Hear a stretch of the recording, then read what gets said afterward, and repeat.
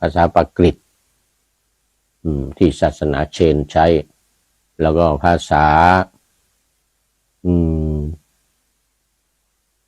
สันสกฤตที่ศาสนาฮินดูศาสนาพราหมณ์ใช้มาก่อนเป็นภาษาสันสกฤตอักษรเรียกอักษรเดวนากรีเดวนากรี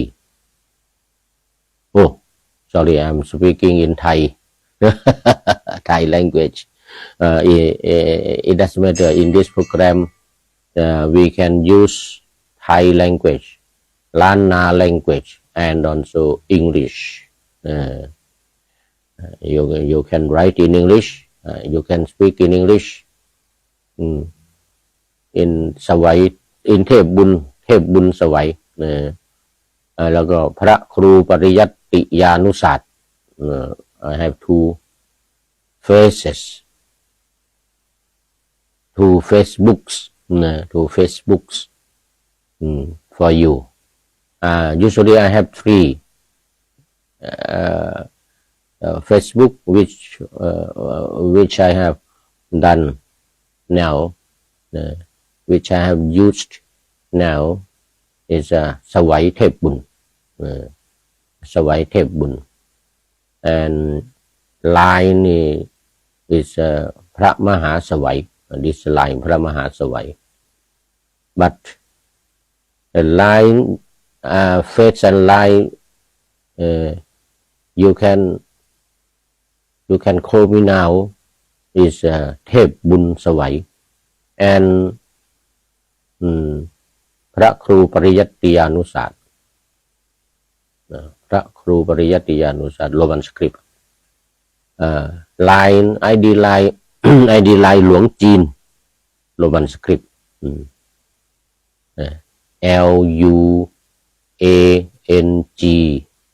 LUANGJEEN เพทายสุวรรณสิงหราชโอสาธุเพทายสุวรรณสิงหราชเข้ามาแล้วThis program is a free program for everybody เป็นเวทีคำสำหรับทุกคนขอนิมนต์ครับขอนิมนต์สามเณรไม่ใช่สามเณรพระเพทายสุวรรณสิงหราชนามปากกาสุวรรณสิงหราชเพทายสุวรรณสิงหราชผมก็ติดตามเฟซอยู่ติดเข้าชมพระอาจารย์พอจะเล่าที่ประเทศเมียนมาเป็นเมืองขึ้นประเทศฝรั่งเศสประเทศเมียนมาภาษาอังกฤษ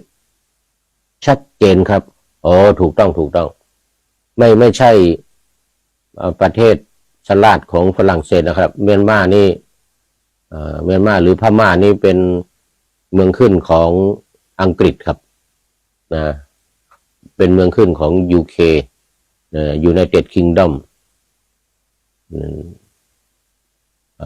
บริเตนสมัยนั้นเขาเรียกบริเตนหรือบริเทเนียกษัตริย์โรมันเข้ามาปกครอง376 ปี376 ปีเนี่ยเข้ามาปกครองครูสมุวิสุวัตรตอนนี้ลิงก์ออกอากาศ 104.50 วัดฝ่ายเห็นด้วยสาธุถ้าอย่างนั้นก็โทรศัพท์เข้าได้053-226-058นะ226-0แต่เสียงมันจะดีเลย์นะเสียงมันจะดีเลย์เพราะเวลาโทรเข้ามานี่มันเสียงที่เข้ามาในเฟซนี่มันจะดีเลย์หน่อยประมาณ13วินาทีนานอยู่นะ13วินาที15วินาทีพูดไปเดี๋ยวมีเสียงโทรเสียงดังเข้ามาเนิบเสียงช้าเนิบ ประเทศเมียนมานี่นะครับเป็นเมืองขึ้นของประเทศอังกฤษนะแล้วก็ประเทศเมียนมานี่ใช้ภาษาอังกฤษได้ดีก็เพราะว่าอยู่ภายใต้การปกครองของประเทศอังกฤษ200 กว่าปีครับ200 กว่าปีพอๆกันกับศรีลังกาอินเดียแต่อินเดียนานกว่าอินเดียอยู่ในการปกครองของประเทศอังกฤษนานกว่าพม่าแต่พม่าได้รับเอกราชก่อนศรีลังกาได้รับเอกราชก่อนเพราะว่าอังกฤษมีความคิดว่าถ้าหากว่าให้เอกราชแก่อินเดียก่อนเนี่ยอินเดียก็จะไปข่มเหงไปดูแลไปยึดเอาประเทศพม่าไปยึดเอาศรีลังกาอย่างเงี้ยนะอันนั้นอังกฤษก็จึงให้เอกราชแก่ศรีลังกาก่อนแก่อินเดียก่อนเนปาลอินเดียเนปาลภูฏานอะไรต่างๆอยู่ที่อยู่รอบๆเนี่ยบังคลาเทศปากีสถานได้รับเอกราชก่อนแต่ตอนนั้นมันปากีสถานกับอินเดียมันยังอยู่ด้วยกันยังอยู่ด้วยกันบังคลาเทศเนปาลภูฏานอินเดียปากีสถานก็อยู่นอกอินเดียเหมือนกันปากีสถานก็อยู่นอกอินเดียให้อินเดียหลังสุดเพราะอินเดียเป็นประเทศใหญ่ให้เอกราชแก่อินเดียหลังสุดที่หลังสุดแต่ว่าเวลายึดครองเนี่ยยึดครองประเทศอินเดียก่อนนะประเทศอินเดียเนี่ยอันดับแรกเลยเพราะว่าเป็นประเทศใหญ่อังกฤษเข้ามาค้าขายตั้งบริษัทบริษัทอังกฤษนั่นไงแป้งตรางูอันดับแรกอันดับหนึ่งครับแป้งตรางูที่เย็นๆเนี่ยนะเป็นบริษัทของอังกฤษเข้ามาตั้งในประเทศอินเดียนอกนั้นก็บริษัทอื่นๆตามเข้ามาเยอะแยะเนี่ยอินเดียอังกฤษนี่ไปยึดที่ไหนเนี่ยเขาจะเอาการค้าเข้าไปก่อนเนี่ยเอาการค้าเข้าไปก่อนตั้งบริษัทอะไรต่างๆร่วมกับประเทศนั้นๆโดยเฉพาะก็ตั้งร่วมกับอินเดียเนี่ยนะร่วมกับประเทศอินเดียแล้วก็ส่งสินค้ามาขายแต่ไปพยายามที่ประเทศจีนไม่ได้ เมื่อไม่ได้ไปลบชนะอยู่สมัยสงครามฝิ่นเนี่ยนะเอาฝิ่นเข้าไปปลูกในประเทศอังกฤษในประเทศจีนในประเทศจีนแล้วก็ผลิตฝิ่นขายแล้วก็เข้ารบกับสินค้าอื่นๆก็มีบริษัทอื่นๆก็มีเหมือนกันแต่ยึดประเทศจีนไม่ได้เพราะเป็นประเทศใหญ่ก็ได้อยู่แถบรอบๆนี้มีมาเลเซียสิงคโปร์แต่ตอนนั้นสิงคโปร์ยังไม่ได้แยกจากมาเลเซียประเทศอังกฤษก็เข้าปกครองsorry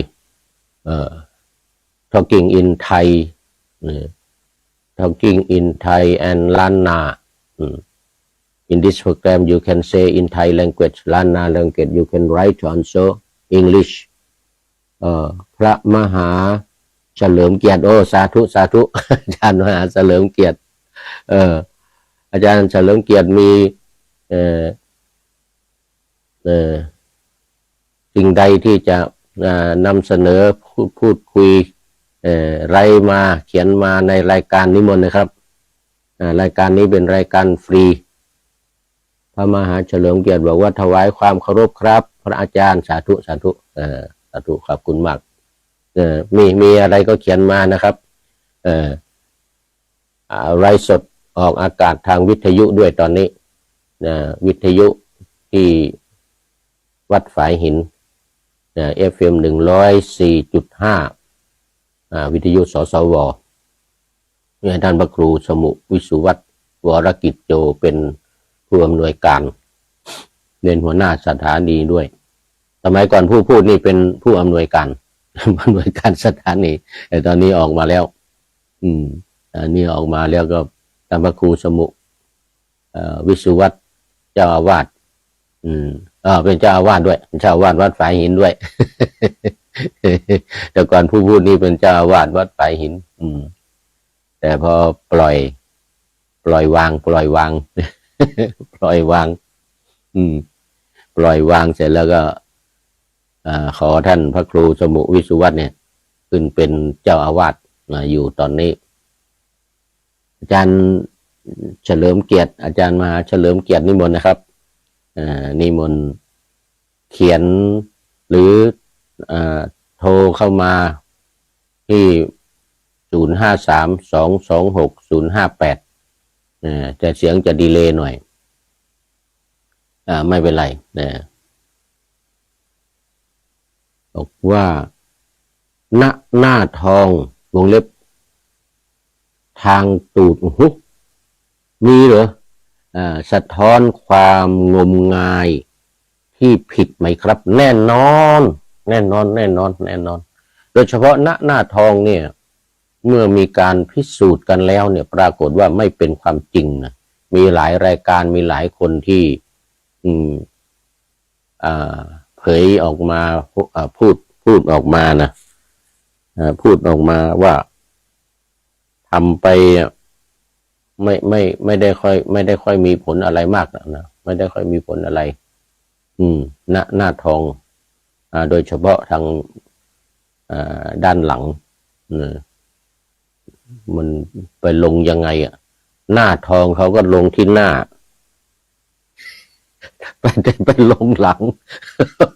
ไปลงที่คนมองไม่เห็นยังไงมันจะไปมันจะไม่งมงายได้ยังไงแน่นอนแน่นอนเป็นเรื่องของไสยศาสตร์เป็นเรื่องของผู้ที่มีความเชื่อทางไสยศาสตร์เราจะไปว่าเขาไปด่าเขาก็ไม่ได้นะเขามีความเชื่ออย่างนั้นเขาก็ทำของเขาไปนะก็เป็นสิทธิเสรีภาพ เป็นสิทธิเสรีภาพของเขา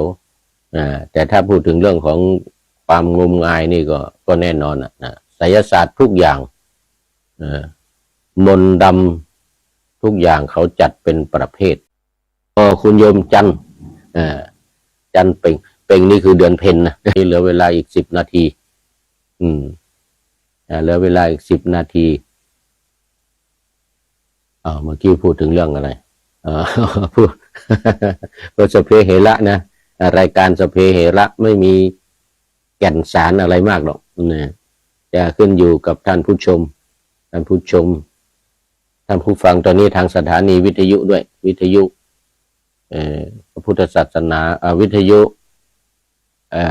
เพื่อการศึกษาพระพุทธศาสนาและวัฒนธรรมวัดฝายหินท่านผู้อำนวยการรายงานมาว่าขณะนี้กำลังไลฟ์สดด้วยเอาอากาศสดทางวิทยุด้วยวิทยุFM 104.5 วัดฝายหินอยู่ในขณะนี้เพราะฉะนั้นท่านผู้ฟังที่มีเวลามีโทรศัพท์อยู่ใกล้ไม้ใกล้มือก็โทรกันเข้ามาได้053-226-058เป็นรายการสบายๆรายการใจเย็น เป็นรายการสบายใจเย็นนี่ใครมีอะไรก็มาแบ่งมาแชร์กันมาพูดคุยกันสนุก ไม่ซีเรียสเป็นรายการที่ผ่อนคลายรายการผ่อนคลายพูดได้ทั้งธรรมะยกเว้นการเมืองหน่อยยกเว้นการเมืองหน่อยเพราะว่าผู้พูดพระภิกษุทั้งหลายพูดไม่ได้ผิดกฎหมายบ้านเมืองไลน์เข้ามาได้นะโทรทางไลน์ได้ เปิด ID ไลน์ของหลวงจีนกับเทวปุญโญเทพบุญอักษรไทยเทวปุญโญนี่อักษรไทยหลวงจีนอักษรโรมันถ้าจะเข้าเฟซมาก็ไม่ใช่เฟซที่กำลังไลฟ์สดอยู่ขณะนี้เป็นอีก2 เฟซคือพระครูปริยัติยานุศาสตร์อักษรโรมันแล้วก็เทพบุญสวัยเข้าไว้ก่อนก็ได้เข้าไว้ก่อนหรือทีหลังหรือตอนนี้ก็ได้แอดเข้ามาแล้วก็สามารถพูดคุยสามารถโทรศัพท์ทางเฟซทางไลน์ได้แต่ในขณะนี้จะโทรทางโทรศัพท์ของสถานีก็ได้053-226-058ที่อยู่ในเมืองไทยในประเทศไทยสามารถโทรได้หรือคอมเมนต์เข้ามาในรายการโอ้ตกใจเลยหน้าทองนี่นะ หน้าทองนี่ตกใจเลยที่ว่าผิดไหมเนี่ยนะสะท้อนความงมงายผิดไหมครับสะท้อนความงมงายก็แสดงถึงการไสยศาสตร์เนี่ยทุกอย่างเป็นของที่จะบูลลี่เนี่ยเขาเรียกว่าไปบูลลี่คนอื่นไปทำให้คนอื่นงงงวยทำให้คนอื่นหลงไหลใฝ่ฝันโดยเฉพาะก็จะเป็นไปในเรื่องของกามารมณ์กามคุณกามารมณ์กามคุณซึ่งเป็นสิ่งที่ในธรรมจักรกับปวัตตนสูตรเราเรียกว่าเป็นกามสุขันลิกานุโยคคือการประกอบยึดติดเหนียวแน่นในเรื่องของกามคุณรูปเสียงกลิ่นรสสัมผัสซึ่งเราทั้งหลายก็ไม่พ้นไม่รอดซึ่งต้องอยู่กับกามคุณเหล่านี้ตลอดเวลาตั้งแต่หลับจนถึงตื่นแต่ว่าวิธีการไม่ให้เป็นพิษเป็นภัยไม่ให้งมงายไม่ให้หลงไหลเนี่ยก็คือการปล่อยวางในปฏิจจสมุปบาทก็คืออุปาทานเนี่ยไม่มีอุปาทานคือการยึดการถือไม่มีอุปาทานคือการยึดการถือก็จะสามารถรอดพ้นจากบ่วงของกามคือยังปฏิบัติอยู่ยังต้องปฏิบัติอยู่ยังต้องเผชิญอยู่ต้องอยู่กับเนี่ยกามคุณอยู่ตลอดเพราะเรายังมีขันธ์ 5คือมีร่างกายนี้รูปมีความรู้สึกมีเวทนาสัญญาความจำสังขารการปรุงจิตวิญญาณความรู้ภายในผ่านทางประสาทตาประสาทหูประสาทลิ้นประสาทกายเนี่ยแล้วก็ใจด้วยใจด้วยใจก็มโนก็ผ่านเดี๋ยวความคิดหรือธรรมะเนี่ยอารมณ์ธรรมารมณ์นี่จะผ่านทางใจเรียกว่าผ่านทางประสาททั้ง 6เขาเรียกว่ามันเป็นอินทรีย์คือมันเป็นใหญ่ในร่างกายของเรานี้ตาหูจมูกลิ้นกายใจตราบใดที่ขันธ์ทั้ง 5เนี่ยรูปเวทนาสัญญาสังขารวิญญาณนี้ยังมีอยู่เราก็ต้องเผชิญเราจะต้องอยู่กับกามคุณนี้แต่อย่าให้ถึงขั้นกามสุขันลิกานุโยคคือการประกอบยึดติดเหนียวแน่นอันลิกะแปลว่ายางเหนียวนะแปลว่ายางเหนียวสุขันลิกานุโยคคืออนุโยคะคือการประกอบตามอย่าไปประกอบตามอย่างเหนียวแน่นคือยึดมั่นถือมั่นยึดติดจนเป็นกามสุขันธิกานุโยคคือยึดติดในเรื่องของความสุข ในเรื่องของความสุขที่เกิดจากกามคุณทั้งห้านี้คือมีได้เห็นได้ฟังได้ดมกลิ่นลิ้มรสสัมผัสทางกายทางเนื้อทางหนังนี่อย่างตอนนี้ที่สั่นๆอยู่นี่คือความหนาวความหนาว วันนี้ที่ปุ้มปุ้ยนี่นะก็เพราะว่า2 องศาตอนเช้ามืด2 องศาเมื่อกี้นี้ก็เดี๋ยว-2วันนี้วันนี้ต่ำสุด-2แล้วก็สูงสุดจะถึง3 องศาแค่นั้นวันนี้อย่างตอนนี้เนี่ยที่กำลังนั่งกันอยู่ตอนนี้คือ-1กี้นี้ตอนนี้-1นะ-1 องศา-1 องศาเตาเอาไม่อยู่ เตาเอาไม่อยู่แล้วก็ลืมจุดไฟฟืนถ่านมันหมด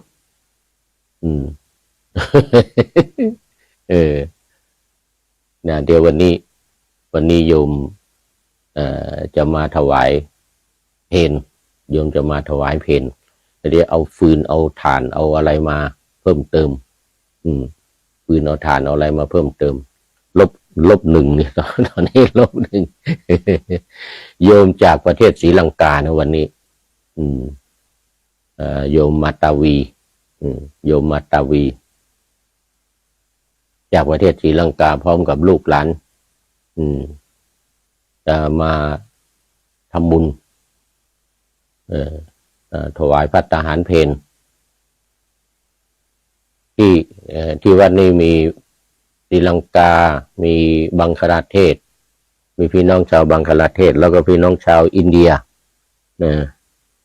พี่น้องชาวบังคลาเทศบางอินเดียเมื่อ 2-3 วันก่อนนี้ก็มีพี่น้องจากศรีลังกามาก็มาอยู่ที่นี่มาทำงานกันที่นี่มีสามีภรรยากันที่นี่อย่างโยมสังคีตาเนี่ยนะสังคีตานี่จากประเทศศรีลังกาก็มีสามีเป็นคนไอริชเป็นคนไอร์แลนด์นี่นะแล้วเมื่อ 2-3 วันก่อนนี้ก็มีโยมส่งมาว่าท่านเอกอัครราชทูตในประเทศไทยเนี่ยของประเทศไอร์แลนด์ประจำประเทศไทยเนี่ยก็มีภรรยาเป็นคนศรีลังกานัตติกะสังคสิมสังกันสิลนัตติกะสังคันสินเดี๋ยวในชื่อนี้น่าจะเป็นศรีลังกาทั่วเนี่ย เป็นภาษาสิงหนหรือเป็นภาษาสันสกฤตนะคล้ายๆสันสกฤตบาลีคล้ายสันสกฤตบาลีนัตติกะthank you very much นัตติกะสังกวันซิลอ่านออกเสียงไม่ถูกขออภัยขออภัยอ่านยากนะอักษรโรมันอักษรโรมัน so we can say you can please write something as you know as you like to say in a program you are the last the time server now the time server you are the last one who join us you are the last one to join us นัตติกะเอาแค่นัตติกะเนี่ยนะนัตติกะนัตติกะyeah thank you very much everybody who join in our program today จันเพ็งพระมหาเฉลิมเกียรติสุริยันคำปา เพทายสุวรรณสิงหราชวันนี้มีมี4-5ท่านthank you very much for your joining listening for us today and see you again next program next day thank you very much bye bye